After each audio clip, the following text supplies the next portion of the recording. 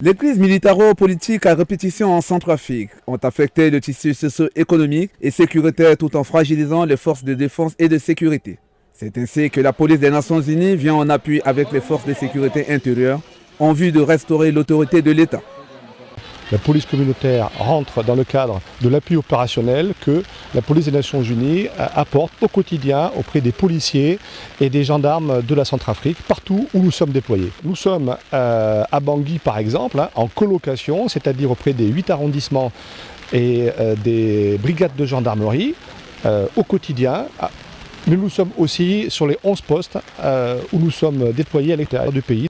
La police communautaire est un outil indispensable pour atteindre les communautés. Elle permet d'éduquer, de sensibiliser et aussi de connaître la situation sécuritaire.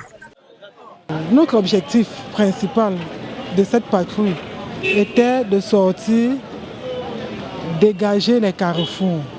Parce que nous avons constaté que les carrefours étaient occupés par les vendeurs à l'étalage et les mototaximans qui réduisent la route en stationnant sur les carrefours. On les sensibilise aussi sur le port des chaussures. Parce que nous avons constaté qu'ils portent beaucoup de babouches et en mettant ces babouches, quand ils font des accidents, ils s'écorchent. Ce travail a permis à la population de gagner la confiance de la police des Nations Unies et des forces de sécurité intérieure. D'après le conseil de la FSI et l'UNPOL, nous voyons vraiment un changement de comportement des taxis-motos. Oui, maintenant, les taxis-motos transportent que 2 personnes. Ils ne font pas des surcharges maintenant et ils se comportent bien. Ils roulent vraiment à vitesse limitée. Ils commencent maintenant à respecter les panneaux de signalisation. La police communautaire vise à résoudre les problèmes liés à la criminalité, aux perturbations à l'ordre et à la sécurité publique à Bangui et dans les provinces et de rassurer la population. À PK0, il y a ce qu'on appelle les voleurs, les petits voleurs, les pickpockets. Mais on les connaît. Quand ils nous voient, ils fuient, on les dissuade. Donc rien que notre présence dissuade tous ces petits délinquants. Ils fuient. Au plan opérationnel, la police de la MINUSCA apporte un appui quotidien aux forces de sécurité intérieure par le canal notamment de la colocation dans les unités de police et de gendarmerie. L'objectif de la police communautaire, c'est surtout donc aux côtés des policiers et des gendarmes, c'est d'aller vers la population, c'est d'aller vers les chefs de quartier, c'est d'aller vers toutes les couches de la population pour raffermir le lien qu'il peut y avoir entre les forces de l'ordre et entre la population. C'est pour renouer ces liens-là de confiance, pour montrer que l'État est présent partout dans le pays, dans les villes, dans les moindres quartiers. Pour avoir des informations fiables, la police des Nations Unies en colocation avec les forces de sécurité intérieure entretient une étroite collaboration avec les chefs de quartier. Dès que je me pointe à notre commissariat du premier arrondissement, je suis écouté et dans la discrétion, je suis écouté.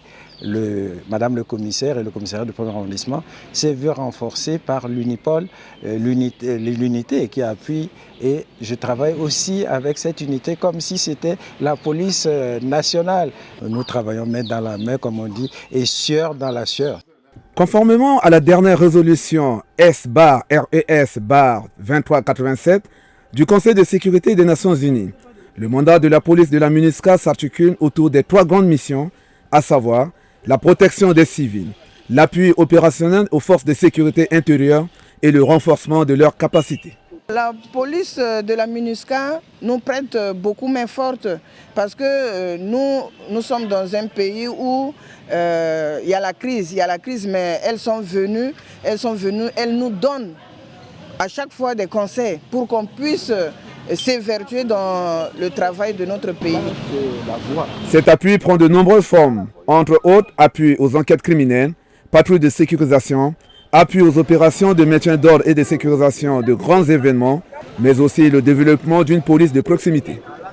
Donc on travaille au quotidien pour tenter d'aider nos camarades policiers et gendarmes pour réduire ces violences. Comme ici justement, Lumière, c'est vraiment très symbolique puisque par exemple entre janvier, février, mars et avril 2018, il y a eu 800 personnes qui sont venues déposer pour des femmes qui sont venues déposer pour des violences, notamment des violences sexuelles faites à leur endroit. La police communautaire permet de renforcer le partenariat police-population en vue de lutter contre l'insécurité, d'améliorer la qualité de la vie pour tous les membres de la communauté, d'œuvrer de concert avec la population pour résoudre les problèmes liés à la criminalité, aux perturbations de l'ordre public et à la sécurité afin de promouvoir le développement communautaire.